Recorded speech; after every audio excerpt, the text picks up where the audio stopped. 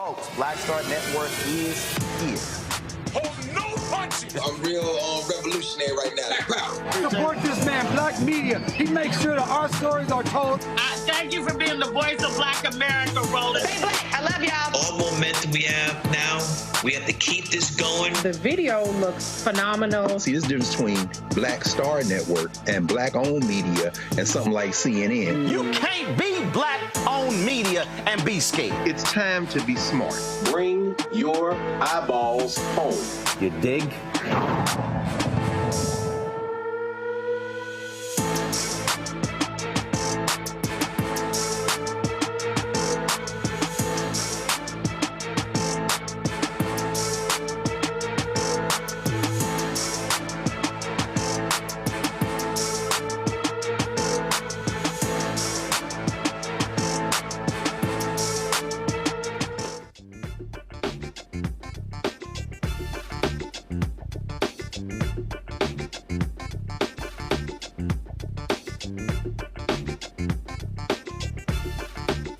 Today is Wednesday, February 14, 2024. Coming up on Roland Martin Unfiltered, streaming live on the Black Star Network. Chaos in Kansas City after today's Super Bowl champions parade. One person dead, 10 injured, and 2 people are reportedly in custody. The U.S. House closing the power gap after Tuesday night's special election when replaced expelled Congressman Republican George Santos. Democrat took that seat. Also on today's show, folks, Tennessee Republicans blocked a resolution honoring a Black Grammy winner while approving the same measure for a white one. And he was one of Dr. King's top advisors. In fact, he helped him write the I Have a Dream speech. Sunday, Clarence Jones Jr., Dr. King's attorney, was featured in a Super Bowl ad against hate. He will join us to discuss the ad, plus his book, The Last of the Lions. Plus, in our Tech Talk segment, a program aimed at getting folks in the technology field in 4 weeks. We'll talk to the founder of the Chatbot Engineer Academy. It's time to bring the funk on Roland Martin Unfiltered on the Black Star Network. Let's go. He's got it. Whatever the miss, he's on it. Whatever it is, he's got the scoop, the fact, the find. And when it breaks, he's right on time and it's rolling. Best believe he's knowing. Putting it down from sports to news to politics. With entertainment just for kicks, he's rolling. It's on go, roll, y'all. It's Roland Martin, yeah. Rolling with Roland now. He's funky, he's fresh, he's real, the best, you know he's Roland Martin now.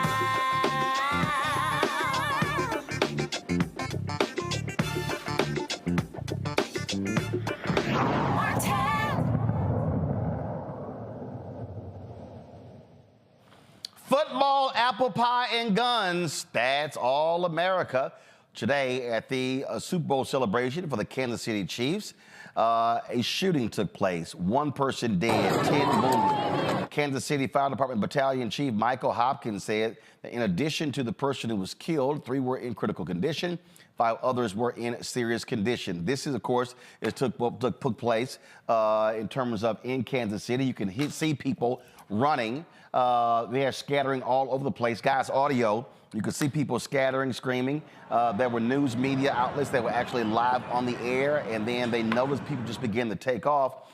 And so what then was supposed to happen was supposed to be a celebration on the inside. But again, you see right there, one of the wounded. You saw that stretcher that was out there. Massive police presence was already out there for the parade. But again, this shooting takes place. Now, police say they have 2 people who were detained after the shooting near a garage west of Union Station. The suspects have not been identified, but officials say it was not a terrorist attack. As we say, thousands of people were gathered downtown Kansas City for the celebration after the Chiefs won the Super Bowl on Sunday, defeating San Francisco 49ers. So I want to talk about this with my panel. So joining me right now on Roland Martin Unfiltered, Robert Patillo, host of People Passion Politics, 1380 WAOK out of Atlanta. Also, Rebecca Carruthers, Vice President for Fair Elections Center out of D.C., as well as Suzette Speaks, attorney and host, the Suzette Speaks Show out of Miami. The thing here, Robert, is very simple. And I said in the open, apple pie, football, and guns. What's more American than celebrating an NFL team winning the Super Bowl and gunfire erupts? Well, if you're in any major city in the United States of America, this is now an everyday occurrence. What we are dealing with in this country is a permissive environment where now all the criminals all have guns at this point in time, and we're not doing anything to rail it in. We've had very common sense legislation that will require smart fingerprinting on guns, so that only your thumbprint will allow the gun to fire if you're a lawful gun owner. We've talked about background checks, which I think are a great idea. I think that also we should have serialization so that your gun is directly connected to you, so you'll be able to and tracking on firearms, because we have a huge missing firearm issue in this country. People, for some reason, believe that the people who are pro-Second Amendment don't believe in any gun regulations at all. That's not the case. But we have to have common sense gun laws that stop the people who commit acts like this from being armed, but also allow people who are lawful gun owners who want to protect themselves. Someone who was in a situation like this, if there was a good guy with a gun who could have stopped it, we have to put laws in place that will protect those individuals and their Second Amendment rights. The problem that you have here, Rebecca, so when you talk about, the issue of guns and trying to have, voting rights, when you've got a Republican Party that doesn't care about any of that, when you have Donald Trump at one of his rallies just the other day, actually praised and was excited and happy about what they did not do when it came to guns. In terms of what, so I want to do this here. I'm going to set this up. So let me play you exactly what he said. Here we go. Me has been a great partner. They endorsed me early in 2016, and the relationship's been a great relationship. And I'll tell you, they've been the NRA for me has been a great partner. They endorsed me early in 2016, and the relationship's been a great relationship. And I'll tell you, we did nothing about guns. He was touting that. We did nothing.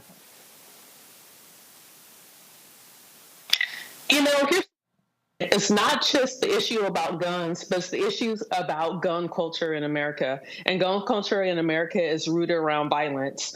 We do have sensible gun owners. We have people like Robert who use guns in case of self-defense and defending his family. And then we also have responsible gun owners who use it for hunting. I grew up in an agrarian state. I grew up in Nebraska. There's a lot of avid hunters in Nebraska and even in my family. But the issue is the violent gun culture in America, where the first step in resolving any type of conflict is just to shoot, to show up in public places, to shoot indiscriminately, to shoot others and even the intended targets. It simply doesn't make sense. And then when we often see when it is a white perpetrator, we hear, oh, well, this is an issue of mental illness.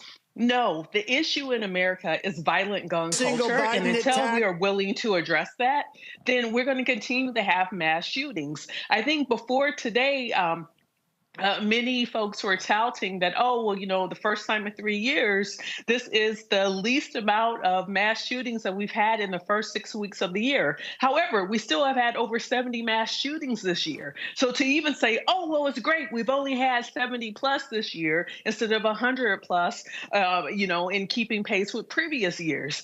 Violent gun culture in this country needs to be addressed, and it's only getting worse. Suzette, again, when Robert talked about what laws we need to have, here's Donald Trump speaking to the NRA, making it clear that, if any are passed, I'm going to get rid of them. Listen. And when I'm reelected, every single Biden attack on gun owners and manufacturers will be terminated my very first week back in office, perhaps my first day. Now, keep in mind, Suzette, for folks who don't know, today is the anniversary of the mass shooting at Parkland High School. That took place on this day, February 14th, actually in 2018, so 6 years ago. And so this is the reality. And the reality is Republicans will do nothing about guns because they are beholden to the NRA. Absolutely. You beat me to the punch. I was going to bring up Parkland because I'm from South Florida, and we've had commemorations all over the Tri-County area, from Miami to Broward, where it happened, at Parkland High School, where all those young people were gunned down. There are still murals being painted. There were kids in their classrooms observing moments of silence. It's very real to us still in the South Florida community and beyond, for all the communities who have been impacted by mass shootings. Like my fellow panelists just pointed out, for 2023, 2022, we're looking at 656 total nationwide mass shootings and 647. Again, they're saying it's a decrease, but look at the numbers.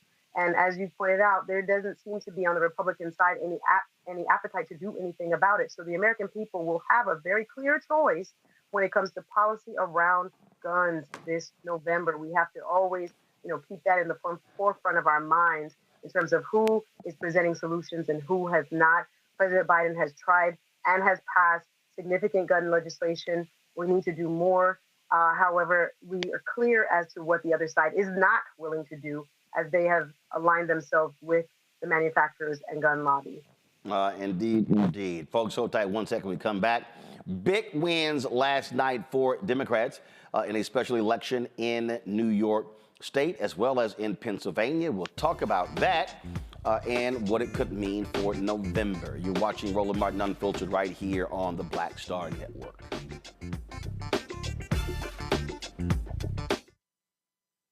For the last 15 or maybe 16 years, 18 years, I'll say, when I moved to LA, I hadn't had a break. I hadn't had a vacation, probably a week vacation here and there. Right. This year, after I got finished doing Queen Sugar and we wrapped it up, because I knew I had 2 TV shows coming on at the same time, so I'm going to take a little break.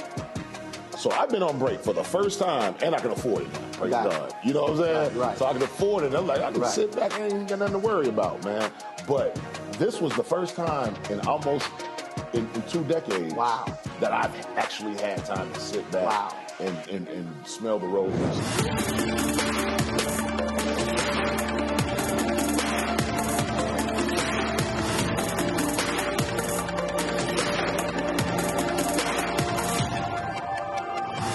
Next on the Black Table with me, Craig Carr. Immigrants lured off Texas streets and shipped to places like Martha's Vineyard and Washington, D.C. Believe it or not, we've seen it all before. You people in the North, you're so sympathetic to Black people, you take them. 60 years ago, they called it the reverse freedom rides. Back then, Southern governors shipped Black people north with the false promise of jobs and a better life. It's a part of a well-known playbook being brought back to life. So what's next? That's next on the Black Table, a conversation with Dr. Gerald Horne about this issue of the reverse freedom rides, right here on the Black Star Network. Hello, I'm Jamia Pugh. I am from Coatesville, Pennsylvania, just an hour right outside of Philadelphia. My name is Jasmine Pugh. I'm also from Coatesville, Pennsylvania. You are watching Roland Martin Unfiltered. Stay right here.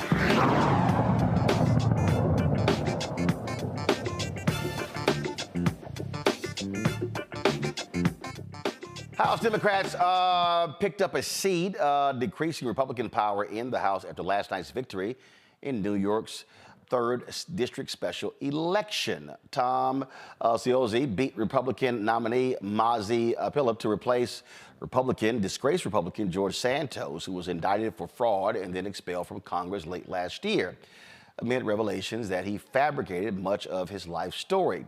Ciozzi's victory trims the Republican House majority to 219 to 213. That means that if every member is present and voting, the Republican majority can only afford to lose 3 votes on any bill. Ciozzi will only be in Congress until January 3rd, 2025. There will be a primary on June 25th to determine the nominee for the November general election. He's already announced he is running for that seat. No word if Pilip is going to be running again. Not only that, Democrats also picked up a win in a special election in Pennsylvania, giving them a 102 to 100 majority in the Pennsylvania House. What's interesting about these races, especially New York, Rebecca, is that all of these polling showed that, that it was a tight race. It was only 3 to 4 points between the two. It was a blowout. And not only that, what we keep seeing is, again, we see this special election, we see other special elections. The reality is Democrats have been winning. And so you have this narrative that, oh my God, Biden and Democrats are in trouble, yet when you look at what is actually happening in these elections, Democrats are winning. They are crushing Republicans in the suburbs. They are crushing them among college-educated voters.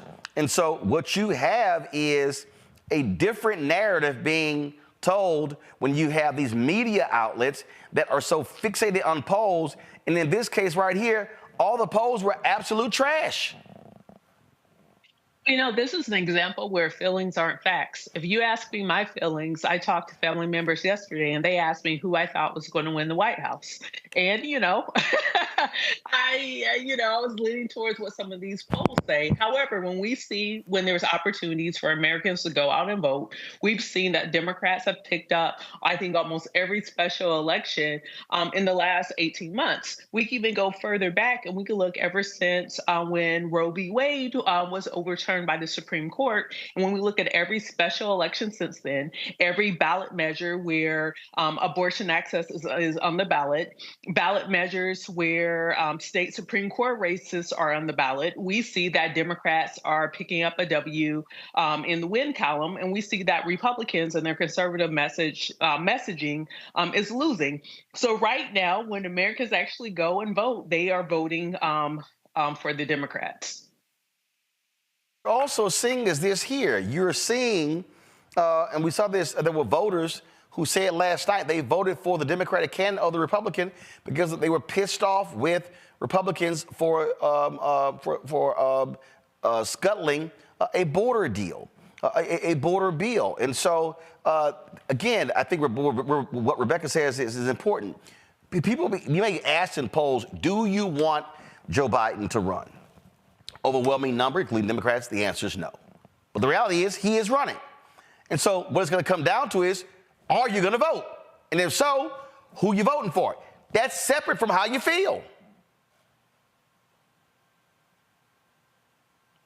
Absolutely. May I jump in here? Yeah, absolutely. I would say that the indications from this race, from the Tom Suozzi win, also go to the immigration issue, which I think if you look at polls, it seems as if the Republicans would be the stronger party or perceived stronger party on this issue. But Tom Suozzi did not back away from this issue in his campaign ads, in his daily rhetoric, and talking about how they tried to tie him with a problem that he didn't create, neither did Democrats. We had a bipartisan bill that was presented last week in Congress, but who were the folks that rejected it? It was the Republicans. So I think people are waking up to that. I think this race is an indicator that Democrats are not necessarily the losing party when it comes to the topic of immigration. And I also want us to pay attention, Roland, to who they ran against him. This putting of a person of color in terms of the Republican candidate slate, trying to put someone who doesn't match their typical demographics forward to somehow distract from how they really feel about the issues, I think is something that we're going to see over and over. And the voters need to be very wise and look at where the candidate sits on the issues as opposed to, of course, what they're trying to present, which is a person of color, so that resonates more than how they are going to vote when they get in office. At the end of the day, what we're looking at here, Robert, is a stark contrast between two parties. We're looking at one party that is completely, positively owned, operated, and controlled by a nutcase MAGA Republican in Donald Trump. You're looking at people, you're looking at individuals who won't move on a border bill. You got Speaker Mike Johnson standing up before the people saying that the special counsel report clearly showed that President Biden broke the law. That's not what the special counsel report says. They've only moved 30 bills through this Congress when normally you move 300. These folks are an absolute joke when it comes to being in leadership. And that's the point I want to drill down for my friends who are on the further left than many Americans are. Just because President Biden is not the far left progressive candidate you wanted, that does not mean he's not going to win re-election. Right now, if you look at the facts on the ground, President Biden's overlooking the strongest economic recovery going on Earth.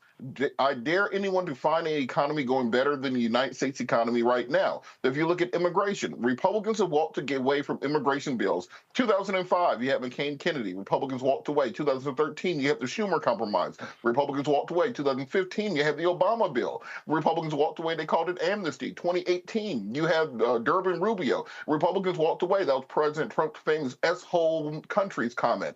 2021, you had the reconciliation bill where they attempted to use that for immigration reform. The Senate parliamentarians said they couldn't put it in because it wasn't a financial bill. Then 2023, you have Republicans walking away from their own bill on the Langford Compromise. They don't want to do anything. If you ask a woman on a date for 20 years and she says no every time for various reasons, she don't want to go. And that's the truth. Republicans want to do nothing on immigration. And I think the American people are seeing that they only want to use this as an electoral football. So stop being so hard on President Biden. He's doing a good job. And let's just allow the Republican Party to continue imploding from the inside out. Well, part of the thing here, Rebecca, again, and this is what I've always said about Democrats. Democrats have an insane ability to be able to snatch victory out of the jaws of defeat. Democrats could pass a bill that is an important bill that impacts Americans, and what they'll end up doing is they'll get the bill passed, and they will then bitch and moan about what wasn't in the bill. That to me, that's part of the thing. And so I'm always going like, do you know how to actually celebrate a win? Some people are perpetually, the glass is half empty rather than the glass is half full. Here's the thing. We know the glass exists. We know that in this country, we need to do something with immigration. We know we need to do something to make sure that our borders are secure. And bottom line, if the Republicans don't want to play ball, then the Democrats need to take it to the American people and talk about, hey, if we control the House and the Senate, and if we have the White House, if we have a president who's a willing partner on this immigration issue, this is what we're going to do then in the first 100 days in 2025 to pass an actual immigration reform bill. That's what Democrats ought to be doing as far as messaging with immigration, because whether right or wrong, whether or not people have correct information or incorrect information, we do see that voters are being moved on the immigration issue. And, you know, it also, the Democrats should definitely play offense too, not just on the policy side, but on the political side. Keep showing, especially in swing congressional districts, that Republicans are saying, hey, we will not play ball with the Democrats. We do not want to solve immigration. Our fearful leader, Donald Trump, doesn't want us to do anything because he thinks this is a winning issue for him in November. So Democrats need to play offense on policy, and Democrats need to play offense on the political side of things. And Suzette, my whole deal is this, when I say offense, I mean play offense. And you also make it clear. I don't care what Michelle Obama said, when they go low, we go high. Bullshit. When they go low, you bust their ass lower. Okay? Because again, what Democrats got to understand is you're running against a man where there is no bottom. It doesn't exist. There's a thing called the ocean floor. There actually is an ocean floor. Donald Trump has no bottom. So there's no such thing as, you know what, I think I crossed the line. That's his whole deal. That is what this party is going to do. January 6th showed you, if you are running against these type of thugs and you're going to a gunfight, bring a gun. Somebody, Biden, Jamie Harrison, somebody got to say, I'll be your Huckleberry. Yeah, I do believe on the messaging front, I do not know why Democrats seem so sheepish to tout the major policy wins of this president. It seems as if they're more afraid of the attacks that we've been seeing as of late when it comes to ageism and things like this, and less real and concrete messaging around the wins. There have been some huge once-in-a-lifetime, once-in-a-generation legislation passed that affects not only America as a whole, but Black people in specific when it comes to funding for HBCUs, when it comes to student loan forgiveness, when it comes to the climate change agenda and affecting underserved communities and other major points. We talked about insulin prices. I'm saying these things over and over again because I don't think the Democrats realize the education gap that has to continuously be filled, because the zeitgeist is so bent on pointing out what are the obvious shortcomings of this candidate that they're not quite aware and constantly kind of pushing out the opposing narrative in an effective way so that there is a balance in our social media as well as our traditional news media. They have to talk about wins such as yesterday being a choice of the adults in the room versus those who don't wish to see any progress. How did we get here? Remind them the George Santos saga is what took us to this special election in the first place. So I think once, as we're seeing in these two elections of last night, once people have that choice, they do want the adults in the room. They do want the problem solvers and the people who have the proven track record like this administration over the past 3 years. So it's up to them to get better in terms of the messaging and stand on business when it comes to calling out the Republicans and Mr. Trump for what they haven't done and that danger that they pose for the future of this country. You know, and look, I was talking about, of course, that scene from Tombstone. Remember, the one guy who challenged Val Kilmer, he was talking all that trash. Well, then when you say, Joe, you want to talk some trash? Bring it. That's literally what this was. Now, I'm sure the YouTube people gonna see them getting mad at us, gonna block this out. But I love the scene, and I'm telling you, if I'm the Democrat, they had their Democratic caucus meeting last week, Robert, at Lansdowne Resort. Biden spoke. If I'm them, I'm playing this video to say, this is how you do MAGA. You think you gonna punk me? No, we ain't scared of you. Well,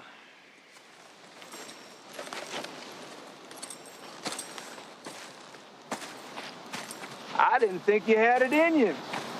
I'm your huckleberry.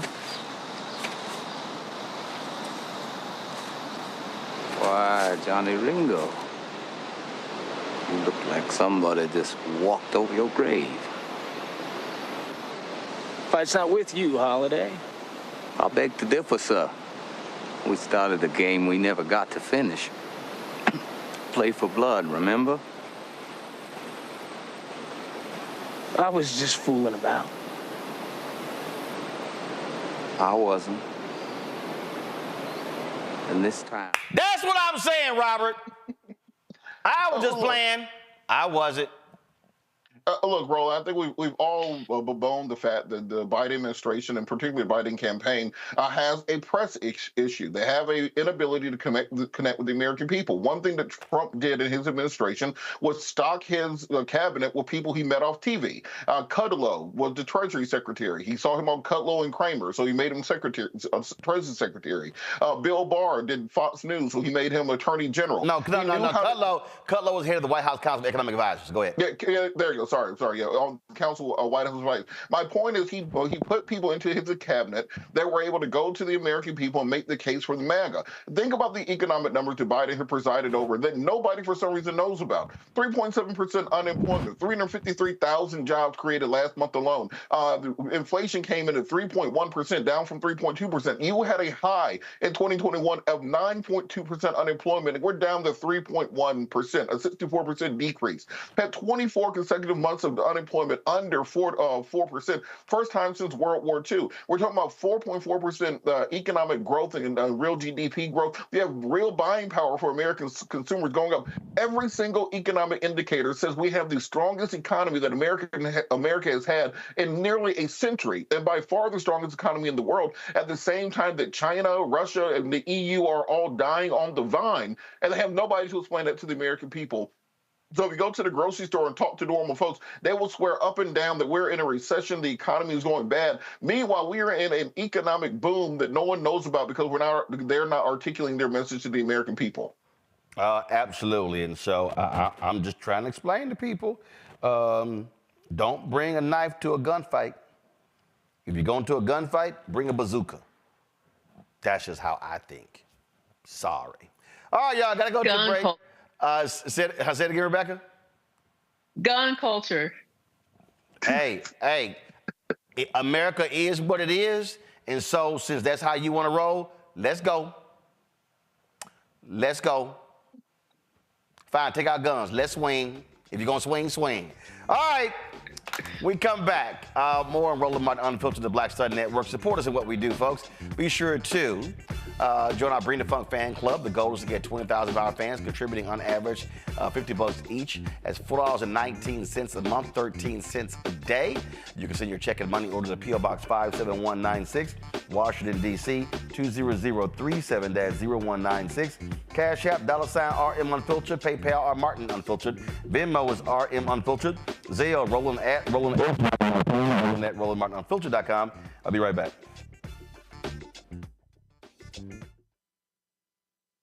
Hatred on the streets, a horrific scene, a white nationalist rally that descended into deadly violence. White people are losing their damn minds. As an angry pro-Trump mob storms the U.S. Capitol, we're about to see the rise of what I call white minority resistance. We have seen white folks in this country who simply cannot tolerate black folks voting. I think what we're seeing is the inevitable result of violent denial. This is part of American history. Every time that people of color have made progress, whether real or symbolic, there has been what Carol Anderson at Emory University calls white rage as a backlash. This is the rise of the Proud Boys and the Boogaloo Boys. America, there's going to be more of this. Here's all the Proud Boys, guys. This country is getting increasingly racist in its behaviors and its attitudes because of the fear of white people. The fear that they're taking our jobs, they're taking our resources, they're taking our women. This is white fear.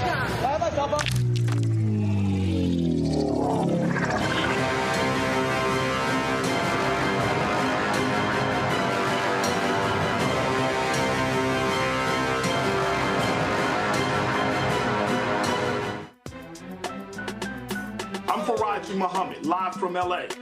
And this is The Culture. The Culture is a two-way conversation. You and me. We talk about the stories, politics, the good, the bad, and the downright ugly. So join our community every day at 3 p.m. Eastern and let your voice be heard. Hey, we're all in this together. So let's talk about it and see what kind of trouble we can get into. It's The Culture, weekdays at 3, only on the Black Star Network. What's up, y'all? This is Wendell Haskins, a.k.a. Win Hogan at the Original T Golf Classic. And you know I watch Roland Martin Unfiltered.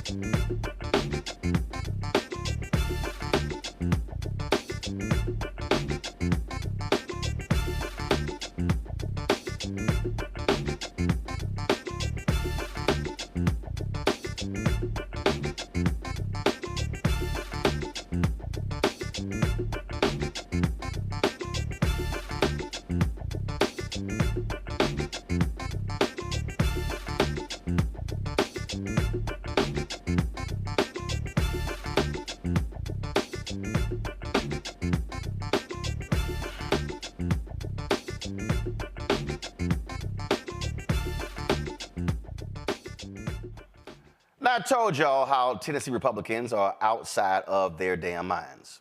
Well, check this out. Nashville State Representative Justin Jones brought resolutions before the body to honor the Grammy achievements. Yesterday, I witnessed something that really... To honor the Grammy achievements of Paramore, who won Best Rock Album and Best Alternative Music Performance, and Allison Russell, who picked up her first Grammy for Best American Roots Performance for the song Eve Was Black. They voted yes for Paramore, but shot down the measure for Russell. Jones stood up during the announcements portion of the session and tried to voice his concerns about Russell's proclamation being blocked. 9/11 has been objected to by Chairman Faison. Larry Lamberth, you're recognized. Thank you, Mr. Speaker. I have one more motion. I have not conferred with the minority leader on this and do anticipate objection, but I move that House Joint Resolution 911 be referred to calendar and rules. It's proper motion, probably seconded. All right, we're on the board. Ayes 73, 23 nays. House Joint Resolution 911 has been referred to calendar and rules. I was not planning to stand up today, but I want to make an announcement regarding Black History Month. Happy Black History Month to this body.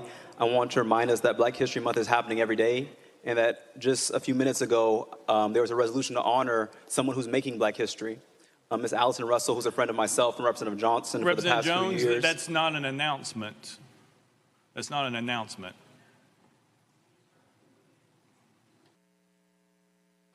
Representative Jones, you have a question or a parliamentary question? Mr. Clerk can answer. Representative Jones. I would like to finish the announcement. Well, that wasn't an announcement. That's the issue. So if you want to make an announcement, that's fine, but that wasn't an announcement. Representative Jones. The announcement is to announce that there are people in our midst who are making Black history, and I want to honor them during this Black History Month, including those who are here in Nashville and in our state of Tennessee who are making Black history every day, who deserve to be honored. And I would like to announce that it's concerning that this body chooses to denigrate or to... Representative Jones, that's not an announcement again. Sorry, we're moving on. Sorry. Representative Howe. Russell thanked Jones for trying. She said, thank you. And Rep. Gloria Johnson presented this resolution. Is a high honor. If the Tennessee GOP blocked it, I take it as a compliment. Russell wrote on her social media accounts, their bigotry, sadly, is on relentless display. We have a chance this year to make a real change in Tennessee. Damn, Suzette. I mean, first of all, the absolute easiest thing of any politician is to pass a proclamation. Hold on. I just spoke. I spoke in Ohio on Monday, Columbus East High School. I spoke at the University of Tennessee last night. And this here, I was given this here. This here is from the Assistant Minority Leader, Dontavius Jarrells, on behalf of the House of Representatives of the 135th General Assembly of Ohio. I'm pleased to welcome Roland Martin to the great state of Ohio and the city of Columbus. And it goes on to talk about a variety of things in my career or whatever. And I've got a ton of these from states all around the country, places where I've spoken. I mean, you name it. Tennessee, Georgia, Mississippi, Alabama. I mean, I got keys to the city. I got awards all over here. I mean, I got all kind of stuff. These white Republicans are like, nah, damn that. We ain't even gonna pass a proclamation for this black woman. Yes, Roland, this feels like deja vu. This is the same body. I'd just like to remind our viewers that had the Tennessee Three make national headlines when they decided to expel two young black brothers, Justin Pearson and who we just heard from, Justin Shea Batista Jones. And they did not, during that time, also expelled their colleague, Gloria Johnson. And there was no given reason of any import or substance as to why the disparity. And here we are yet again, looking at something as simple as a proclamation, as you pointed out, mostly just ceremonial in nature, having no a legal potency, right? Just to acknowledge a Tennessean like Miss Russell, who, just like her counterpart, Paramore, won a Grammy. But here we see a body, yet again, who is making some sort of distinction without any kind of credible explanation as to why it seems as if the young artist who happens to be white is okay for the proclamation, but the young artist who happens to be black gets no acknowledgement. It's shameful. It's shameful. And I'm glad Justin Jones tried to make a part of the record there in the Tennessee House that this is wrong and that his fellow legislators are to be held to account. This is not okay. This sets, again, yet another precedent in that state that for some reason, some of its citizens deserve recognition while some of them don't. And we have to make sure we are right alongside him in calling it out. Here's the deal, Robert. This Jeremy Faison, this Republican, he actually had an issue with it. And the folks of the Tennessee Holler, who do some great work, let's see if I can play this here. They actually caught up with him trying to demand some answers from him. Check this out. Come on, guys, audio, please. Okay, pull up audio, please. Thank you. Here we go. Hey, Jeremy, what issue did you have with the Allison Russell resolution? What was your problem with that one? What's your problem with Allison Russell, Jeremy? Is it who she is? Speaking of the devil. 73, 23 nays. House Joint Resolution. So he wouldn't even answer the question. Look, as Maya Angelou said, when somebody tells you who they are, believe them the first time. Tennessee is making it very clear they are not evolving much from the days of William Bedford Forrest when it comes to the legislature there. And I think at this point in time that this doesn't motivate everybody in Memphis, everybody in Nashville to get up and turn out to vote. There are 16.3% of the population of black folks are in that state. If you mobilize, you can make some real action and make some real changes in that state house, so these folks won't feel so comfortable and cavalier to act in this way. But also to my black conservative friends now that I talk to all the time, I've got a bunch of them. When you have these conversations, you say that black folks are basically just making up racism, that it's a thing of the past and that we're still just belly aching about it. These are the types of micro-racist aggressions that we deal with on a day-to-day basis. And if this is what they'll do directly in your face, imagine what they're doing in those boardrooms. Imagine what they're doing when they're having those hiring and firing decisions. Imagine what they're doing when they're trying to decide if a highway goes in an empty field or through a black neighborhood, or if they're going to build a dam that destroys a black community around the country. This is just the small microaggressions and racism that black folks have to do every day. And we have people like Nikki Haley saying America's not just isn't a racist country, but has never been a racist country. I would love for her and some more conservative friends to explain exactly why you have a situation like this and what exactly this woman did wrong to not be qualified. Ben Shapiro and Charlie Kirk and Candace Owens have been saying, well, maybe it's diversity, equity, and inclusion. That's the reason that these people aren't qualified for things, when in reality, they do anything they can to cover up for the white supremacists in this country that still hold political power around this nation. And the thing here, Rebecca, this is not a question of, oh, well, we're going to support this representative over here when it comes to Paramore, but we're going to ignore Justin Jones. Jones brought up both of the resolutions. So they explicitly said, we going to honor the white person, but damn the black woman. 1 out of 5 black adults in Tennessee are ineligible to vote. 20% of the 16.3% of black folks that Robert referenced are ineligible to vote in Tennessee. And this same legislature is trying to make it harder for black folks to be able to vote. Full stop. This current and even previous Tennessee legislatures are clearly anti-black, i.e. they are racist. They have hostility towards black people. Just like Suzette said, when we saw what happened last year with the Tennessee 3, the 2 people who got expelled were, guess what, black. The one person who did not get expelled was white. So look, dogs bark, cats meow, racists are racist. And that's what we're seeing with the Tennessee legislature. And by the way, Eve was Black, and scientifically, Black women have the Eve gene. I'm telling you, I mean, what we see here, folks, from Tennessee Republicans, Tennessee white Republicans, is perfectly clear. They will do all they can to demonize and to destroy Black people. Last night, I spoke at the University of Tennessee, Martin. That is about 2 hours and 40 minutes from Nashville. It's in rural Tennessee. And the Black folks were telling me, they were like, man, it is different here with the white folks here. And let me just be perfectly clear. I let them know exactly what I had to say about a whole lot of issues. And they heard a whole lot of stuff about white folks, about Black folks, about history of this country. I have the video. We're gonna upload that. We're gonna stream that event. Again, I spoke there last night. But that's what has to happen. And I said to them point blank, I said, I need the white folks in this room and those who are watching to understand. Don't call me to come talk to your friends. I need y'all white folk to talk to y'all white folks.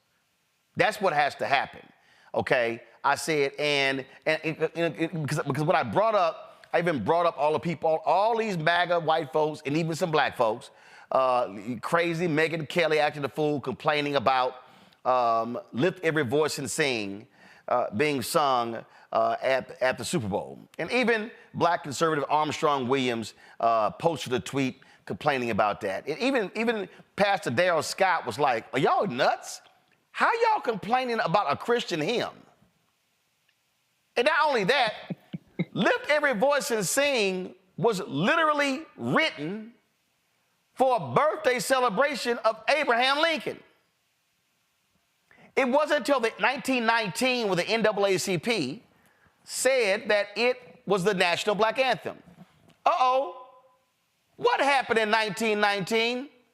Something called Red Summer. And what was Red Summer? When Black people were being killed across the country in race riots. It wasn't until 1931 that America adopted the Star-Spangled Banner as a national anthem. But wasn't the Star-Spangled Banner racist? Check out stanza 3. There's a reason why it was dropped. So I love these people, Suzette, and I'm going to do it around with you, Robert, and Rebecca. I love these people who claim that by singing Lift Every Voice and Sing, we are dividing America. We shouldn't have two anthems. You know what? I'll take you. I will agree with you. We should not have two anthems. Get rid of the racist one. The one written by Francis Scott Key, the Star-Spangled Banner. Plus, Lift Every Voice and Sing is a better damn song anyway. Suzette.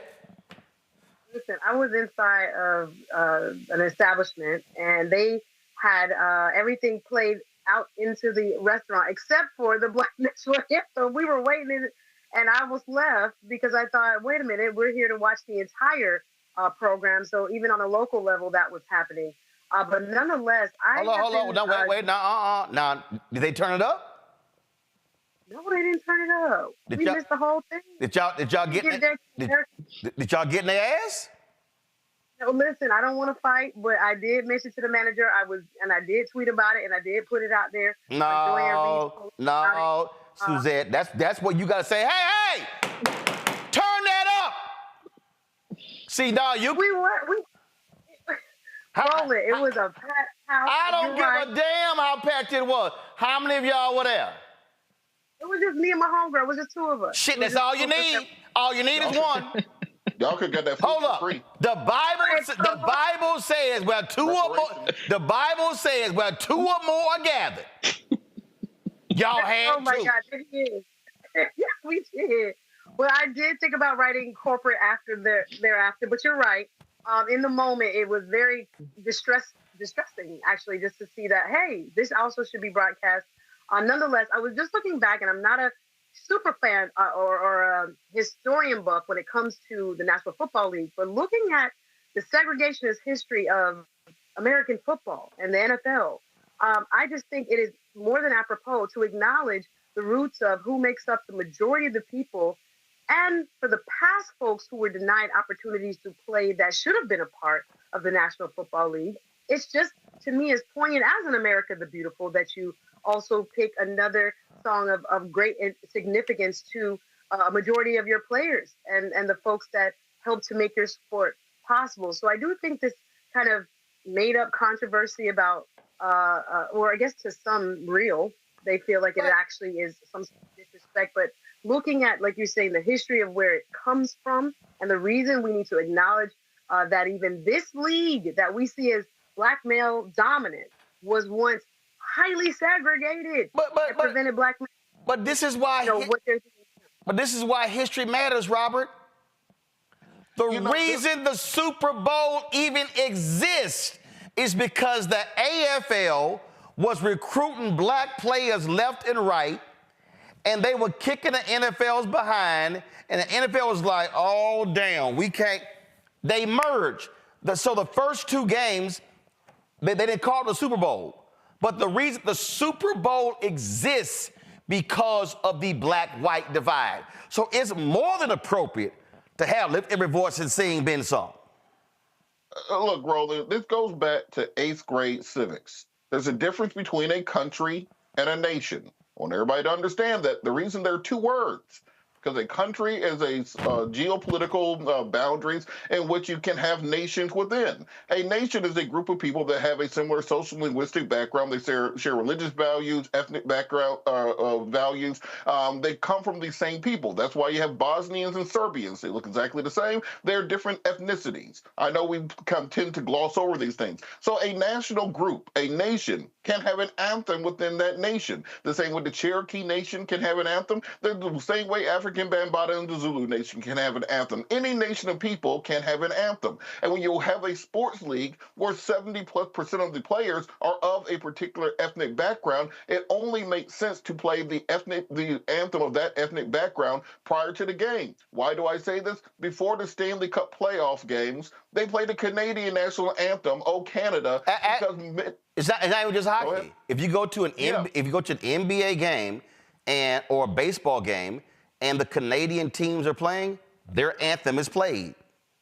And that's exactly the point, because when you're recognizing the nationality of the majority of the players or a large portion, it simply makes sense to respect them by playing an anthem which is near and dear to their heritage, to their history, to their socioeconomic and racial and ethnic backgrounds. So the idea that this is somehow a problem is stupid. Secondarily, if you have an issue with them playing the black national anthem at the game, why didn't you say anything about Post Malone singing God Bless America? Because that's a separate anthem. Doesn't that separate people? Are we separating people between God Bless America and America the Beautiful? Can't we just have one? The entire point is that the conservatives do not like the independence of black people. We don't want you kneeling. We don't want you protesting. We don't want you singing no anthem. You get out there, you run that ball, you throw that ball, you catch that ball, and you do a little dance for me. You can entertain me. But when it comes to making real decisions, all I want you for is your entertainment value,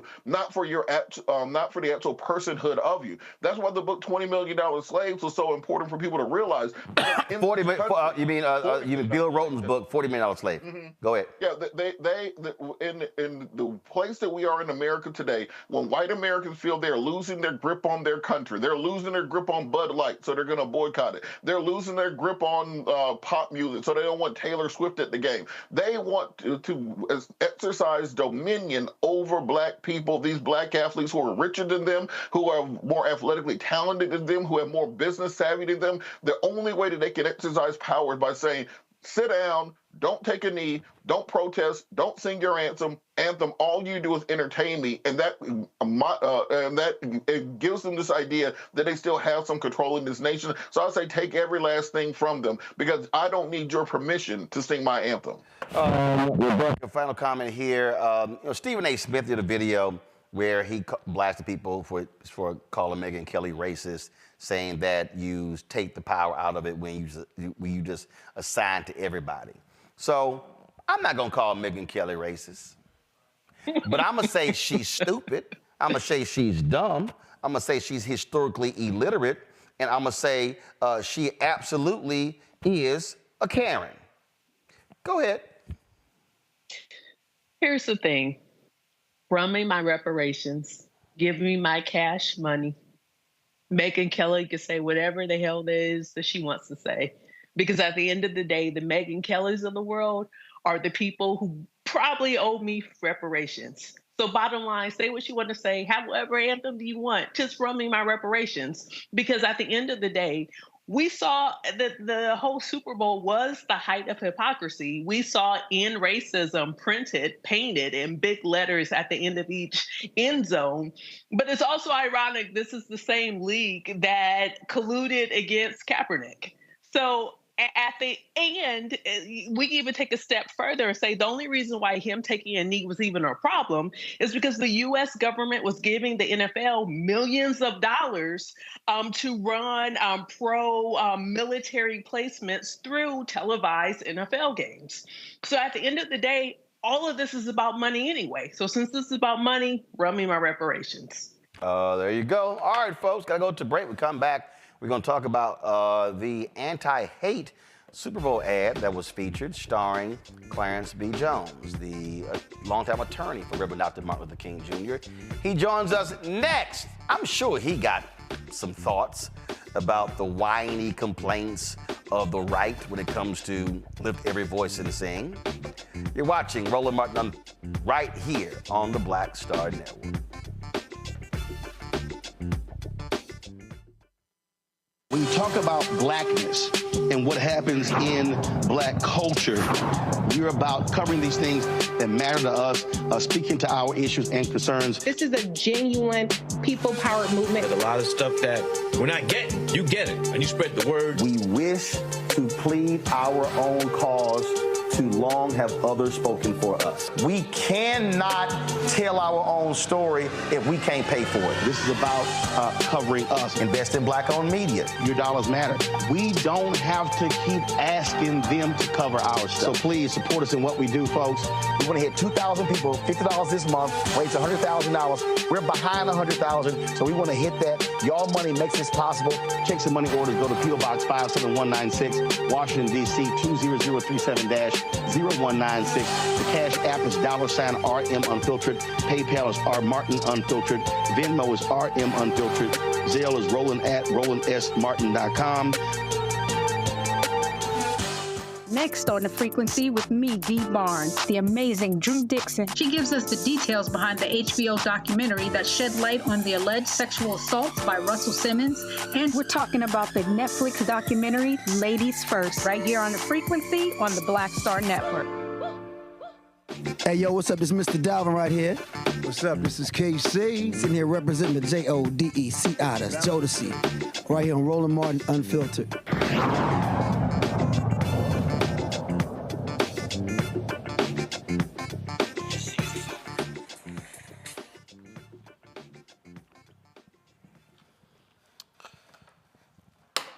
All right, folks, welcome back to Roland Martin Unfiltered on the Black Star Network. He was an advisor and attorney to the Reverend Dr. Martin Luther King Jr., played a crucial role not only in the writing of the speech, Normalcy No More, oh, you know that as the I Have a Dream speech, but also making sure that he got trademarked. On Sunday, Dr. Clarence Jones was in the spotlight in a Super Bowl commercial speaking out about the evils of racism and anti-Semitism.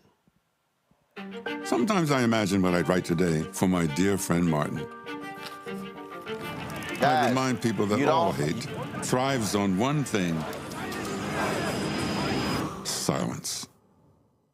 The people who will change the nation are those who speak out, who refuse to be bystanders, who raise their voices against injustice. When we stand up to silence, we stand up to all hate. All right, folks, that $7 million ad ran during the game. The latest book of Clarence B. Jones, Last of the Lions. He joins me now from Palo Alto, California. Clarence, good to see you. Hey, buddy. You're 93 years young. Oh, baby, hey, I hear you. You know why the last of the lions is that there's a Nigerian expression that says, if the surviving lions don't tell their stories, the hunters will get all the credit. You're absolutely right. And we also know, especially when it comes to anything dealing with the Black Freedom Movement, Dr. King, there's a whole bunch of people out here been claiming credit of doing stuff, and they were nowhere to be found or seen. Oh, but I listened to your earlier discussion. I could not agree with more. You know, we have to, the bottom line is that we as Black people, this nation owes us. We built, I don't want to take valuable time. I'm not. No. First of all, it's my show, so we got time. Go ahead. I don't want to. I'm appreciative, but I'm listening to you and I'm listening to your guests. Of course. Like some beautiful lady kept saying, "Give me my reparations." That's me, because we built this country. I repeat it. We built America. We built the economy upon which the subsequent major industrial base of this country was able to be successful, based on the institution of slavery. They can't pay us enough money. When I hear somebody quibbling over reparations, Nikki Haley she's not qualified. If a person doesn't know the cause of the Civil War, that person needs not even, he wants to be the president of the United States. It's an insult to the average intelligence, not just of Black people, but of everybody. But Clarence, it's avoidance. But Clarence, it's avoidance. The reason she did that is because you can't talk about that on the Republican side. And so versus being real, versus being truthful and honest, they don't want to do that. So she would rather placate them by, oh no, it's about, I wasn't thinking about slavery. I was thinking about us going forward and freedom. I mean, can you believe that? And I listened to your earlier discussion. You know, I don't know how we endured so long having the Francis Scott Key's national anthem, because it's a racist song. Okay, it's a song. If you look at the lyrics carefully, okay, it's a song that celebrates the legacy and the triumph of slavery over freedom. Well, perfect example. So last night when I was at the University of Tennessee, Martin, I brought up when I was watching the Texas A&M South Carolina football game this past year, and the announcers were talking about a certain trophy that was created to give to the winner. And so when Texas Governor Rick Perry, Republican, was in office, what he did was he commissioned for this trophy to be made. And the thing that's interesting about this particular trophy is that they decided to name the trophy after a South Carolinian. And this particular South Carolinian helped Texas fight at the Alamo. Now, when you listen to a lot of these people talk about the Alamo, and they talk about, remember the Alamo, and in Texas, born and raised, everything was about, no, the Alamo was about freedom. The Alamo was about. Really? And then, so you're watching this whole deal, and so here you have this trophy that he has made. And so when they were discussing it during the game, my crazy self don't really care, Clarence.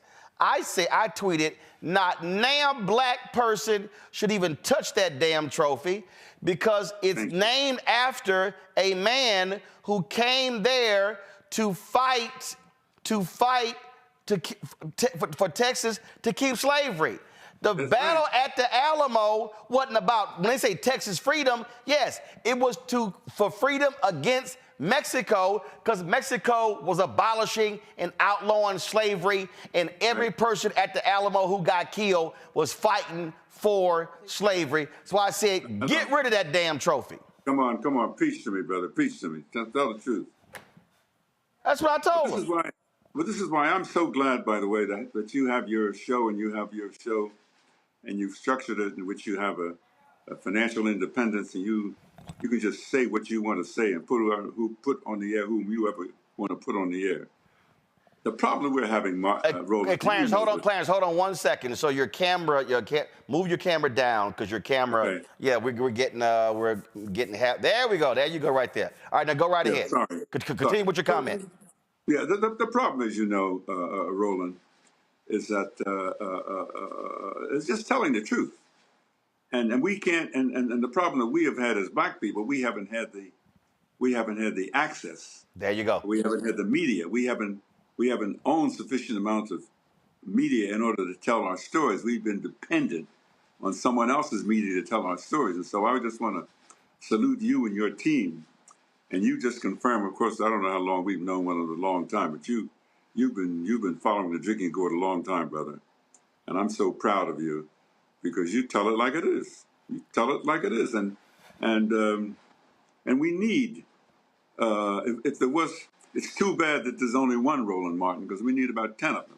Well, we're trying to, look, when we launched this network, we're trying to create them. That's one of the reasons why I'm trying to kick as much butt as possible with these advertisers because that's where the money comes from. This is no different than the fight that John H. Johnson had, no different than the one that Earl Graves had, no different than the one that Robert Abbott and others had. And what I'm trying to get our people to understand is to listen to what Dr. King said on April 3rd, 1968 at Mason Temple when he said for us not to do business with people who do not want to do business with black people. He name-checked companies not to support. It's not complicated. It's not. It's not complicated. And God knows they ought to build, like somebody ought to build a statue someday to Colin Kaepernick. You know, that brother. I loved Harry Belafonte. I mean, I loved him but I especially loved him in the latter part of his life because he put his arms around Colin Kaepernick and tried to help him as much as possible.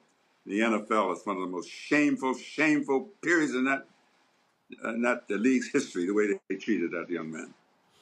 We're going to go to a break. We come back. We're going to talk more. We're going to first talk about why you participated in the Super Bowl ad with regards to anti-hate and anti-Semitism. We'll also talk about your book as well. Folks, we're talking to Clarence B. Jones, attorney, advisor to Dr. King. We're going to continue that conversation next, right here on Roland Martin Unfiltered on the Black Star Network.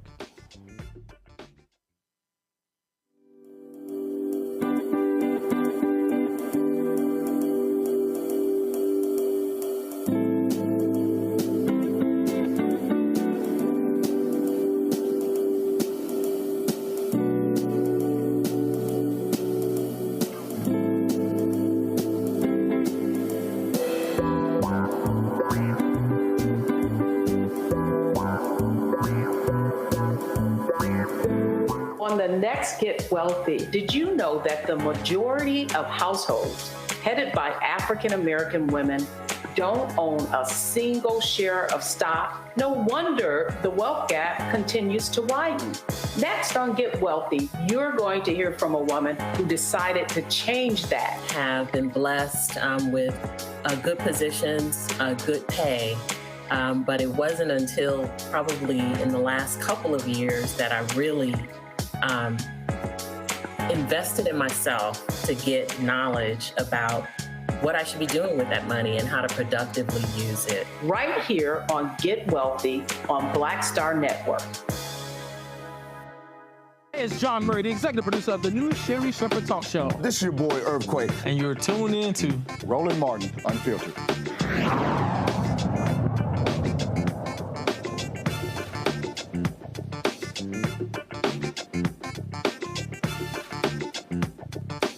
Folks, welcome back. We're talking to Dr. Clarence B. Jones, attorney. He was advisor for Dr. King. He has a new book out, Last of the Lions. Clarence, you were in that Super Bowl ad on Sunday. Why did you decide to participate? I decided to participate because while the ad initially I think was conceived to be directed towards speaking out against anti-Semitism, as I looked at the text and as I looked at the people as they were trying to form the message, I said, "No, hold on now." I said, "The greatest problem we have in racism and anti-Semitism, the greatest problem we have is silence. The greatest problem we have, people know damn well they see racism, they hear it, and they don't do anything about it. So the greatest problem we have, we got to confront people and say, you cannot be quiet in the face whether it's anti-Semitism, whether it's anti-LGBTQ, against LGBTQ people, against black people. Silence is unacceptable. Silence is unacceptable. When you see it's wrong, say it's wrong. Do something about it. Because silence in the face of obvious racism amounts to complicity, tacit complicity. It means if you don't say anything, you must approve it. The thing that... And I don't... Yep, go ahead, I'm sorry. No. So I try to articulate the issue that silence in the face of obvious racism, anti-Semitism, homophobic, and so forth is as bad or worse than the actual words or active racism itself.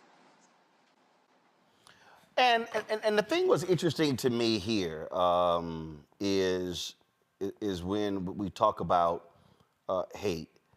When I spoke last night at the University of Tennessee Martin, when I made clear to the white folks who were in attendance, I said, y'all are in places I'm not. Y'all are in family gatherings and country clubs and in rooms that I'm not. While you need to be the one, if somebody makes a particular statement that you know is foul and it's racist or it's sexist, you need to be the one saying something they have right to speak there. up. I said, I can't be there. I said, you have got to say something and do something. That's right. That's right. So that's essentially, I mean, silence is complicity. Silence is complicity. Silence means that if you don't say anything, you approve it. And in fact, you had an opportunity to oppose and you did nothing. In fact, when you talk about the silence, when you talk about that particular point there, and let's talk about, we take the NFL. I mean, here's their biggest game, obviously, of the year. And for the last 2 years, Jim Trotter, actually the previous 2 years, Jim Trotter, who worked for the NFL Network, publicly challenged Roger Goodell, the commissioner, about the few black staffers that work for the NFL Network. Well, last year, they decided not to renew Jim Trotter's contract. So every year, Goodell has a news conference at the Super Bowl.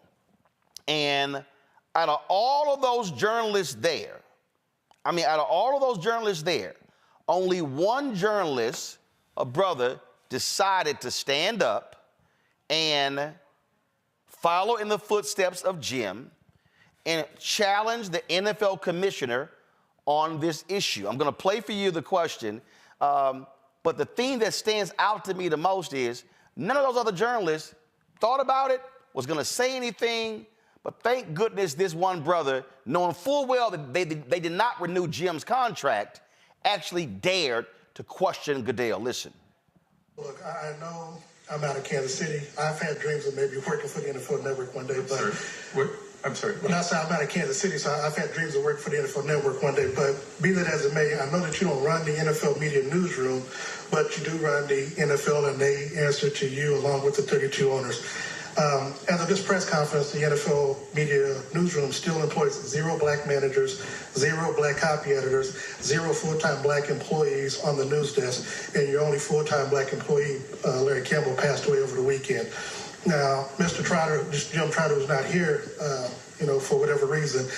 Over the last few years, has asked you why that is the case. And for a league that has more than 60% African Americans that play the game, and I know that you're a man of conscience, how does knowing this sit well with you, and after 2 years of being asked this question, why has it not been any change or any hirings in that area? Well, I disagree completely with you. There hasn't been any change. I'm happy to get your data and share it with our people and make sure that we get an answer for you. I don't have all the data. I will tell you that the first time ever, 51% of our employees across the league, across the network, across all of our media platforms, not including players,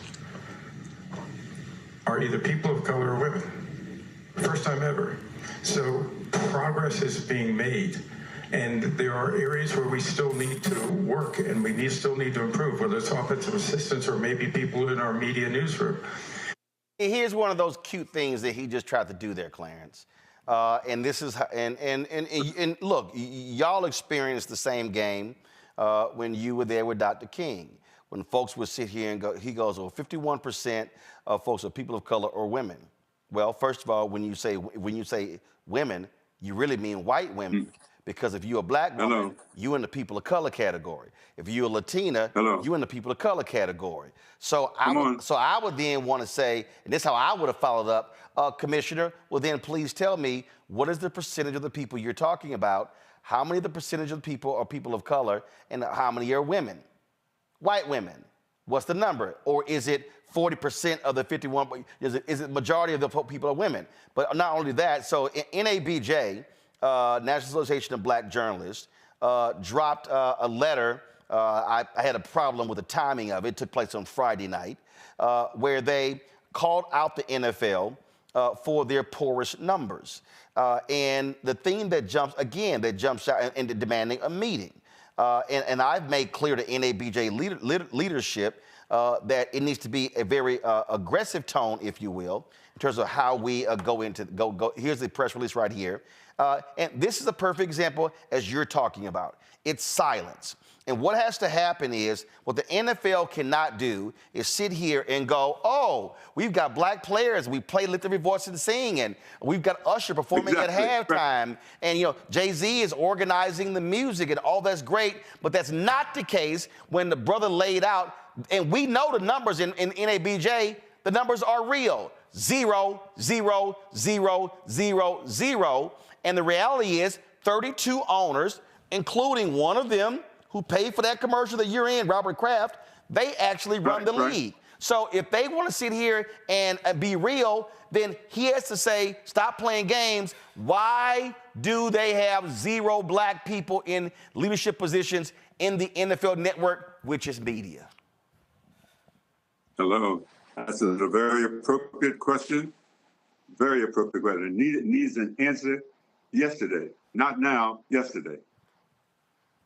You've, something that you understood, because your previous book, a lot of people may not know this. Panel, also get ready for your questions. A lot of people may not know this. You were having a nice life. Things were great. Things were wonderful. And Dr. King came and talked to you in L.A. And you were like, nice guy, but man, listen, I got a nice career. Things are going well. And then the next day he gave a speech, and he called out the professional class of black people. And you said, man, it felt like he was talking directly to me, looking at me, and challenging me, and that's what led you to get involved. And Clarence, what drives me crazy today is that the work that you and Dr. King and all the other folks involved, and then following Reverend Jackson, and again, the advocacy of John H. Johnson and Butch Graves. And Clarence, we got black people sitting on boards of directors today. We got black people sitting in C-suites today who, what you just said, they are silent. They say many of them there are getting their check and their money. There's no sense being there if you're not going to exercise the power. There's no sense being there and being silent, not exercising the power. Because silence in the face of obvious racism is complicity, period. And I tell them, it's not about you getting a check and you sending your kids to private school. It's about you being there to make sure that we are getting access to the billions of dollars that are flowing out of these companies. And I've even challenged ELC, the Executive Leadership Council. I said, y'all had your big dinners and 4,000 black people dressed in tuxedos, but you know what, Clarence? Most of them are losing their jobs when they hit 55. And they're getting laid off. And so we've got to have a That's why we need you, Roland. That's why we need your independence. That's why we need your network and people like you. There's hardly a day that I don't wake up and I think about John Johnson. I knew John very well. And when I look at all these ads on television, I often think of him and I put, boy, I wonder what John would say. when you would look at the ads on television. You hardly see an ad that doesn't have some person of color or some in it. And that didn't happen accidentally. That happened because of the power, the political power of Martin Luther King Jr. and the coalition of people who worked with him. And that included, let's get the record straight, that included a significant segment of the Jewish community who supported us. I'll let the record speak for itself. Mm-hmm. Absolutely. Questions first, Rebecca. Dr. Jones, it's such an honor to speak with you tonight. So I've been having a debate with many people in my generation. Can you walk us through and explain the difference between desegregation versus integration? And what was it that you all were trying to accomplish? Were you all trying to accomplish desegregation, or were you all trying to accomplish integration? No, we were trying to accomplish segregation. We were trying to accomplish getting rid of those barriers, which would enable our people to participate at all levels in all forms in the exercise of their talent. That's what we were trying to do. We were trying to get rid of the barriers that would enable our people to flourish. Our people, you know, we constituted, 12% of the population. And we recognized that we couldn't do it alone. That's why we reached out to our brothers and sisters in the Jewish community who would understand what we're trying to do. It all came down to a question of power. If you have the power, you can do it. If you don't have the power, you can't do it. Absolutely. Robert. Robert, you're muted.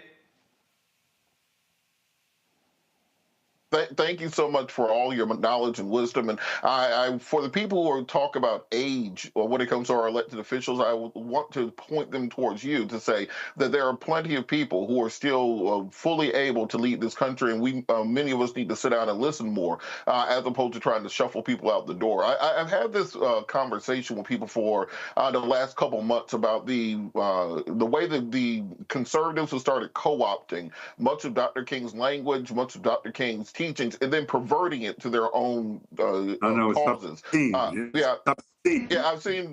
saw Marco Rubio the other day. Absolutely. And they know King, Clarence, go ahead. Oh, please. It's obscene. I mean, to put Dr. King's words in Marco Rubio's mouth of any conservative, it's obscene. I mean, you know, you don't have to have a PhD in the speech or history. It's just obscene. All you have to do is look at the history of the person who's trying to co-opt the message. Robert, go ahead. Absolutely. And my point behind it is they use the one line out of the I Have a Dream speech, color the skin, content of their character. They kind of run with that. Yeah. Can you talk about what the actual meaning of that speech was for people who've never actually read or listened to all 1,600 words of it? Oh, let me tell you something. You get to, how many times have I listened? I want my kids to be judged by the content of their character, by the color of their skin. He was talking within the context of the history of this country and slavery. So they take that word out, they take that segment out of the speech and say, oh, you see, Dr. King is talking about a colorblind society. No, he wasn't. Dr. King, he was talking about a society that was very conscious of color. It just didn't want color to have a political consequence on the power you could exercise. Suzette? Yes, Dr. Jones, it's a pleasure. I wanted to ask you about your work with the organization Spill the Honey, and the group that seems to work on behalf of Black and Jewish solidarity. It seems as since the Hamas attack on Israel, there is a generational divide among African Americans about the nature of our support for what I would make a distinction of Jewish people and the Israeli government. And I do think there is some education gap when it comes to, as you just stated, there was a working of Jewish people alongside Black people hand in hand. And I was just watching CBN News, and they quoted you as saying that there would never have been a civil rights movement or even landmark legislation in civil rights if we, as Black people in the United States, did not have the support of Jewish people in the movement. For those who are not familiar with that history, Yes, and so I know we can't give a historical fact. That is a historical fact. I'm sorry, that is a historical fact. The power is the power of the 12% of the population, we then black folks, Negroes, and the alliance that we were able to forge with a significant segment of the Jewish community that was able to develop a power base that enabled, in this case, President Johnson, to give him the spine to pass the legislation, civil rights legislation, the first since 1964, and then the voting rights legislation in 1965. It was that alliance. I mean, we can't dispute the facts that were the actual facts.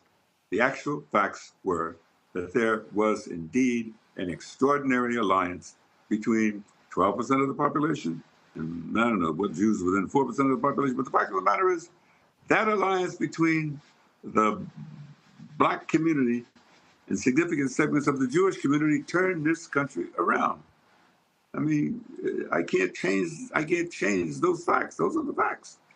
So, Clarence, but what we're seeing right now, when we look at what's happening between Israel and Hamas in Gaza, you've got a significant number of young people, black, white, Latino, others, who are angry with the response of Israel. They are angry with President Joe Biden and his administration. Mm-hmm. And then you have folks who are Jewish are saying, wait a minute, how are you not defending us? But then you have black folks, young black people saying, hey, wait a minute, we understand the oppression of the Palestinians coming from Israel. And so you have a divide. You have a real divide. And a lot of these young people saying, I might not vote. And many of them say, I am not going to vote for President Biden because of his position on this. So if you are, how would you mediate this, negotiate this, or what would you say to both sides on this issue? I don't have a problem. I don't have a problem with an issue because the simple fact of the matter is there is no question that the attack on Israel, October 7th, was an extraordinary attack of barbarity. Now, the fact that that happens doesn't obscure or means or send it to the garbage bag the important issue of still resolving the issue so that there is a viable two-state solution. Okay, I don't pretend to be an expert on Israel-Palestinian relationships, but I know this, and everybody knows that. You don't have to be a rocket scientist. There can be no peace in Israel. There can be no peace in Israel unless there's a peaceful settlement with the Palestinians, period. You don't need a PhD. You don't need 1,000 books to talk about it. It's a simple historical fact. But then you have a Netanyahu who has rejected a two-state solution. Then you have... excuse me, is Netanyahu going to determine the policy of the United States?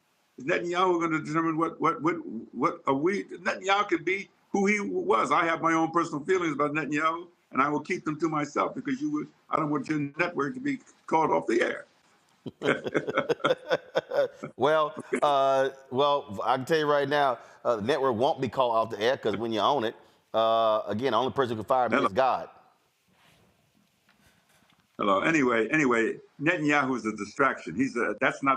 We don't want to go down that road of Netanyahu or not Netanyahu. The question is, what's in the best interest of the United States? And what's in the best interest of the United States is to bring peace eventually to Israel. And I'm suggesting that there will be no peace unless there's a two-state solution. Now, that's my personal opinion. People can disagree with me. And one of the things that's interesting, I've heard people say, I've heard folks who are in supportive of Israel's position say, "Oh, Dr. King will be standing with us." And then you have others who are saying, "Wait a minute, Dr. King was real clear about his position on war." Go ahead. It offends me when people try to preempt and try to pigeonhole Dr. King to support their particular position. Okay? Dr. King's unequivocal support for the Jewish community is a matter of record. I don't have to defend it. It needs no defense, okay? And to try to pollute that record by pushing it in a certain direction to satisfy those people who want to support Israel's action or want to support those people opposed to Israel action, I won't be drawn into that. I won't permit his legacy to be besmirched by that. But he was a person who absolutely was adamant against war. Oh, without question. Without question. You don't have to be right. I mean, please. You know that, Roland. You know that.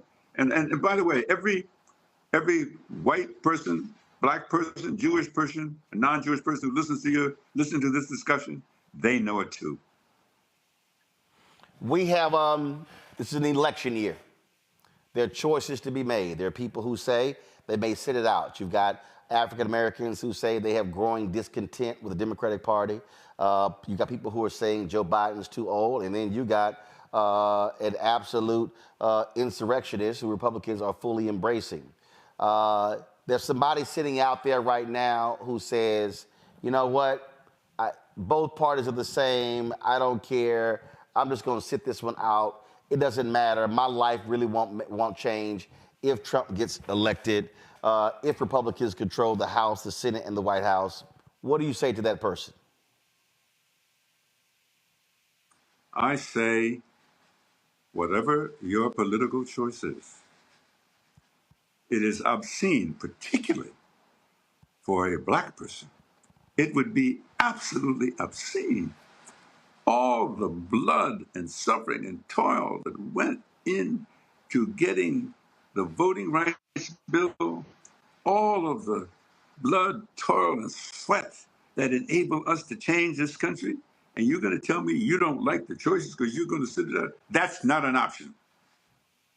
The option is, remember Martin Luther King Jr., remember John Lewis, remember Andrew Goodman. Remember all of those people who didn't give their lives were taken from them as they struggled to enable us to have a better country. So I cannot quietly say I'm not going to do anything. I have to vote. I have to vote. Now the last person, I have not yet seen a perfect candidate. Now the last perfect candidate I know, he was crucified at the age of 39 and he died on the cross. And he allegedly walked on water. Now, I don't know of anybody currently or recently that has those qualities. So I don't know what is called a, quote, perfect political person. So I by admission, I'm going to vote for an imperfect person because he's not Lord Jesus. I do have a final question, and I thought about this. It literally just hit me. This is a final. I'm like a Baptist preacher. I'm looking at you. This is like a Baptist preacher. This is the final question. Well, the final question right now, because my assistant is making the flight stuff right now, so I'm coming to see you on February 24th. Before I go to LA, I'm coming to see you in person. All right, brother. You have these conservatives who are attacking Dr. King. They're bringing up this article that David Garrow wrote based upon these transcripts. There are tapes that are going to be released in 2027. And you got people like Charlie Kirk who are like, oh, this man was a moral failing, and they're talking about all these different things. And when somebody asked me, I said, let me be perfectly clear. I said, I absolutely believe nothing from anything from the FBI and COINTELPRO. They were evil, they were sadistic, and I trust nothing from them. But the reality is, when these tape audio recordings are going to be released in 3 years, it is going to cause a lot of discussion, dissension among lots of people. In these recordings, they claim about orgies. They claim a woman had been raped in Dr. King's presence, and he laughed. They claim all sorts of things. And so, again, just say if we put a time capsule. Let me interrupt. If we put time capsule in 27, how would you respond? What would your response be when these tapes come out? Blasphemous garbage. Martin King was no saint. He had his imperfections, okay? I stake my political and moral reputation. Anybody who says that Dr. King would what? Would participate and see a woman be raped? I mean, please say that in my presence. I'll slap you down. You know, and I know I'm committed to nonviolence, so I have to slap you down nonviolently.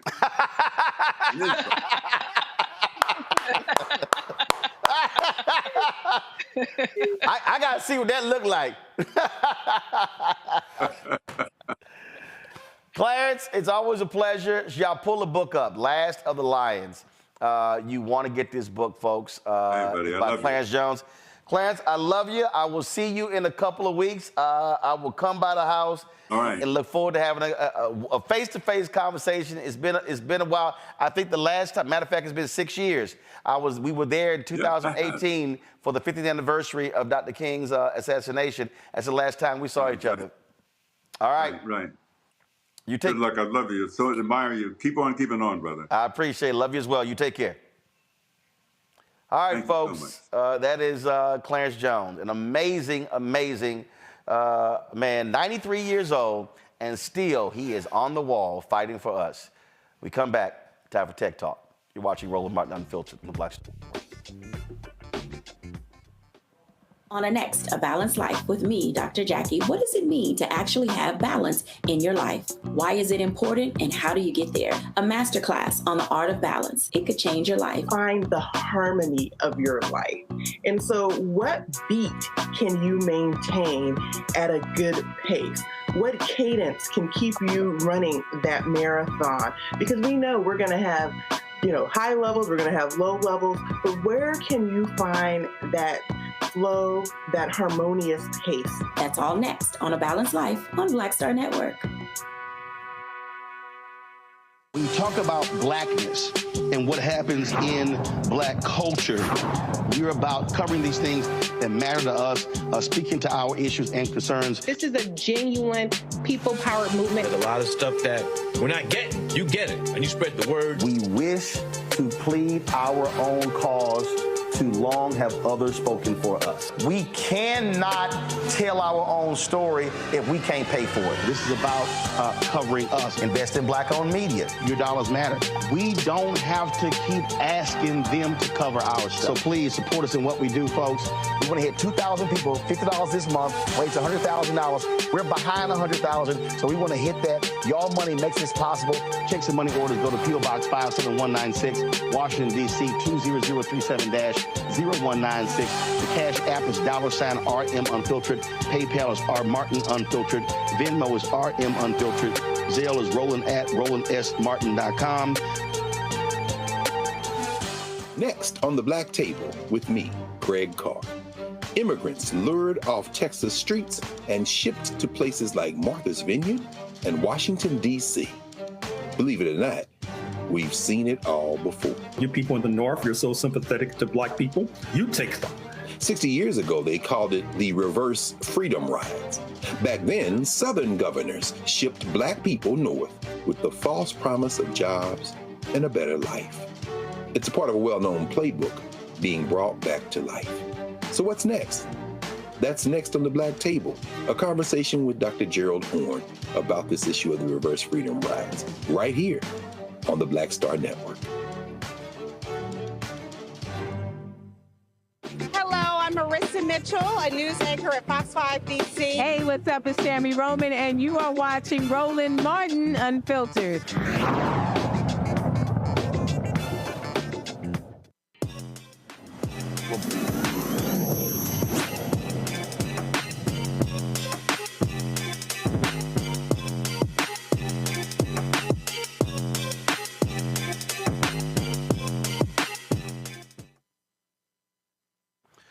Georgia County is launching an innovative program that will revolutionize the job market by providing a gateway for folks to get into the field of artificial intelligence.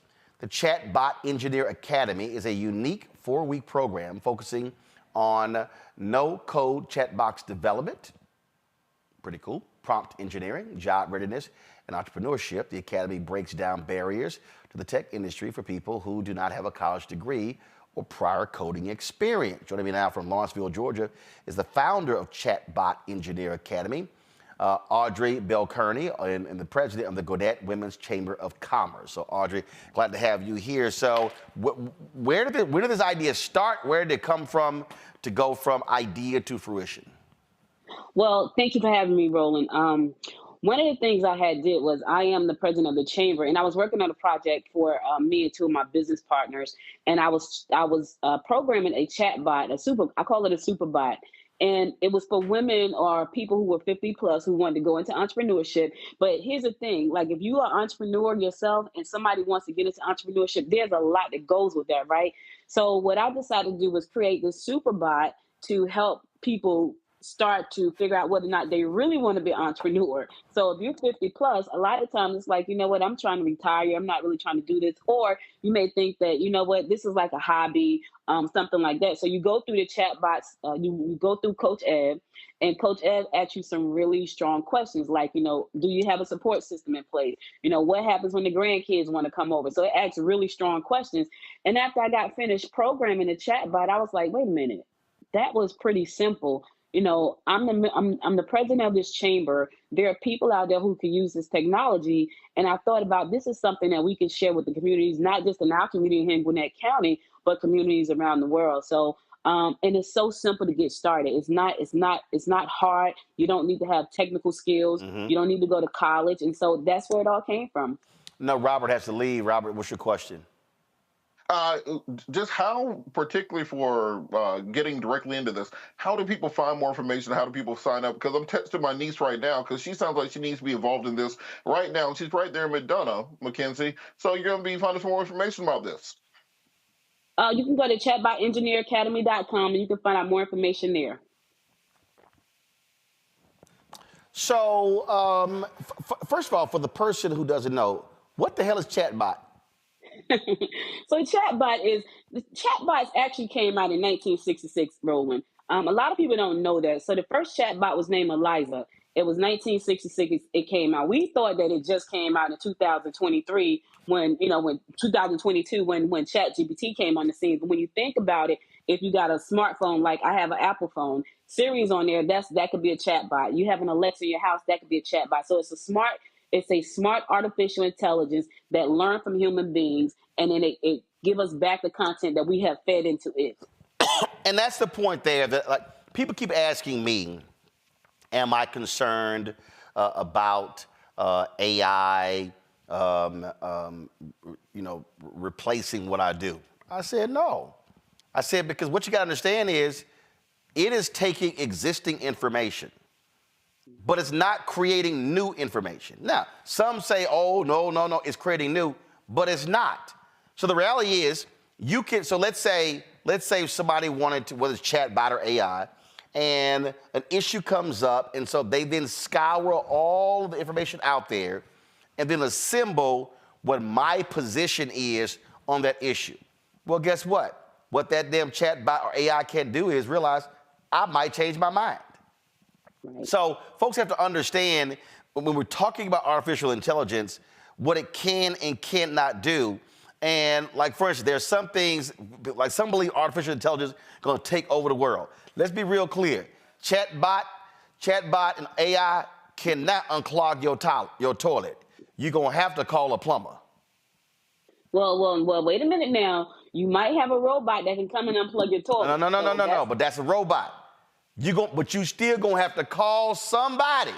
Somebody, you will. You ain't going to be hopping on Google and just think you can figure.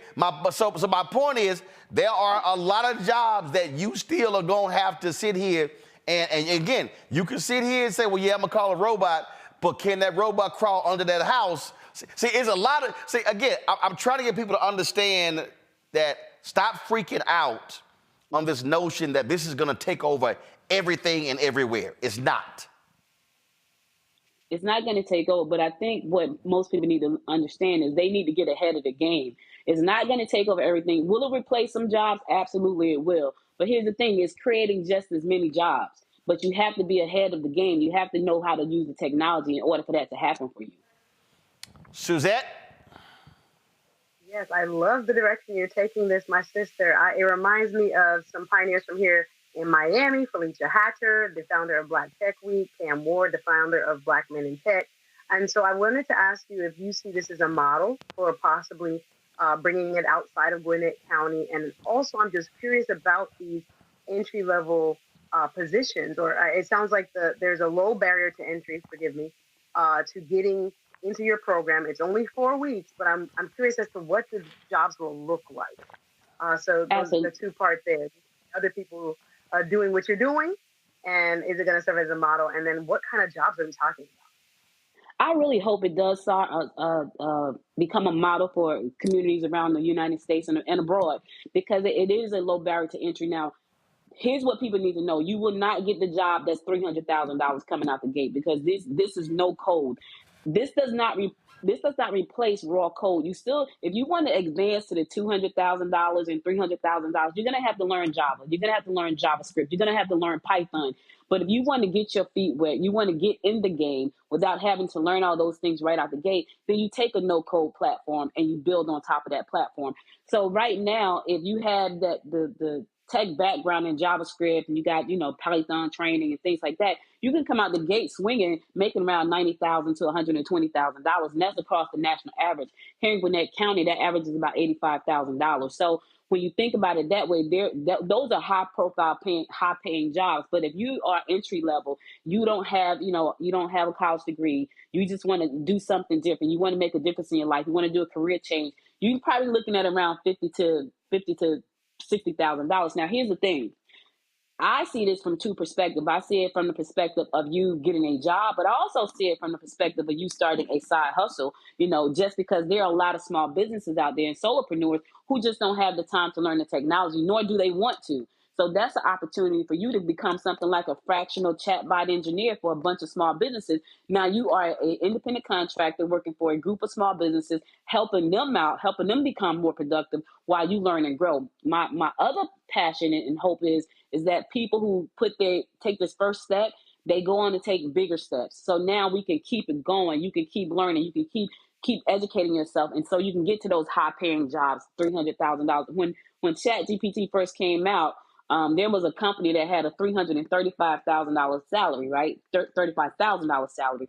That's far and few. That's not the norm. That was right out the gate.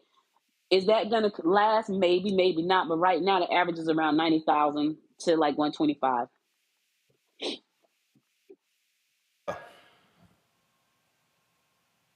I didn't hear you, Martin. No, I said Rebecca. Oh.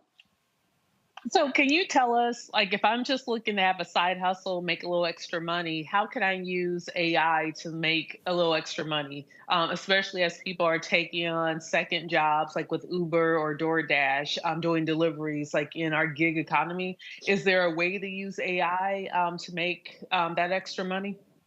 Absolutely. So there are small businesses out there right now who just don't have the time to learn the tech. They don't want to, but they want to be more productive. They want to automate some systems. And this is a great opportunity for someone like you to say, you know what? Let me start this side hustle. Let me help out small business in my community. Let me go in there and help them create these workflows that's going to automate their emails, their blog posts, their sales outreach, their lead generation. That's what you can do with these tools. So you put them all together and you make them work together. So that's a side hustle for you. Now, ChatGPT has a GPT store, right? Kind of like back in the day when you first got your iPhone or your Android phone, there was an app store, and everybody put an app in the app store. Well, ChatGPT now has a GPT store. I think I've built 8 GPTs on the store. They're saying that when people use your GPT, you're going to start to earn revenue from that. Now, to build a GPT, depending on how complex it is on ChatGPT, it could take you anywhere from 5 minutes to 25 minutes,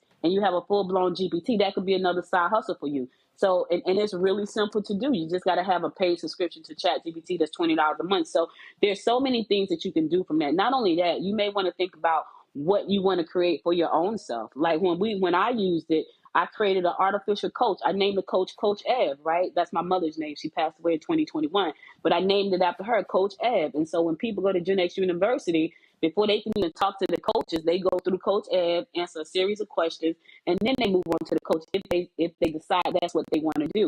Now, for them to move on to the coach, now there's another side hustle that somebody can have. So it's so many things that you can do with that. So Audrey, all right, for folks out there that are trying to get more information, where do they go? You can go to chatbotengineeracademy.com. Chatbotengineeracademy.com. All right. Well, we surely appreciate it. Thanks a lot. Thank you for having me. All right. Let me thank my panel. I appreciate all of you being with us today. Suzette, Rebecca, Robert as well. Appreciate it. Y'all have a great one. Folks, don't forget, support us in what we do by joining our Bring the Funk fan club. Your resources are critically important.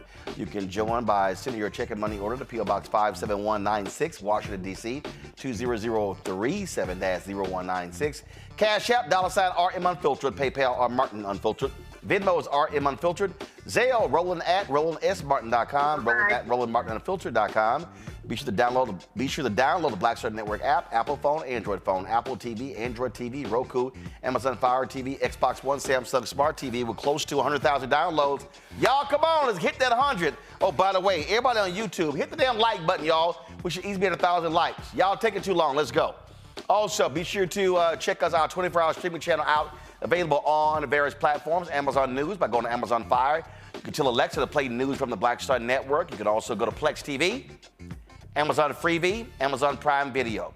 Also, be sure to get a copy of my book, White Fear, How the Browning of America is Making White Folks Lose Their Minds, available at bookstores nationwide. Go to Audible to get the audio version of the book as well.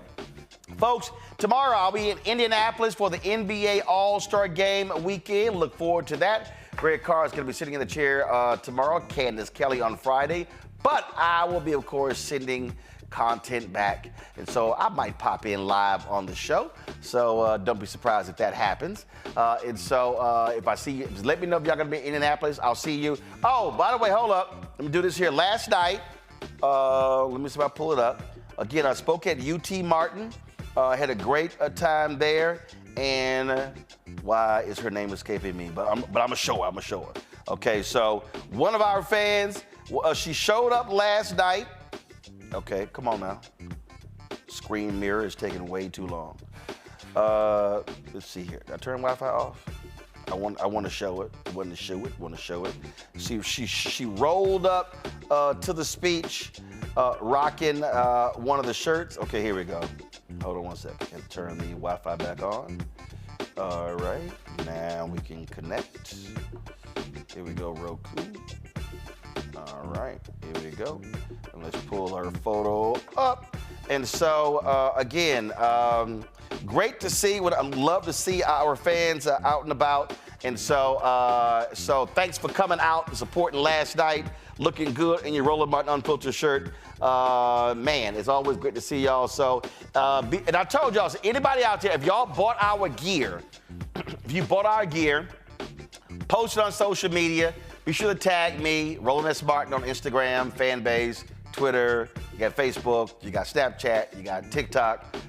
TikTok, I think, is Roland Martin Unfiltered. You got Tumblr, all of those. But let me know, and everybody who rocks our gear, whether it's a shirt, whether it's a sweatshirt or T-shirt or a hat, you post a photo, I will show it on the show.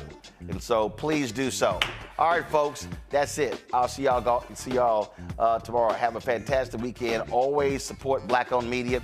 We are doing the stuff other people are afraid to do, but we're here to speak truth to power, and that's our goal every single day. All right? Y'all be well. Holla! Black Star Network is here. Oh, no punch! I'm real revolutionary right now. Thank you for being the voice of Black America. All momentum we have now, we have to keep this going. The video looks phenomenal. See, there's a difference between Black Star Network and Black-owned media and something like CNN. You can't be Black-owned media and be scared. It's time to be smart. Bring your eyeballs home. You dig?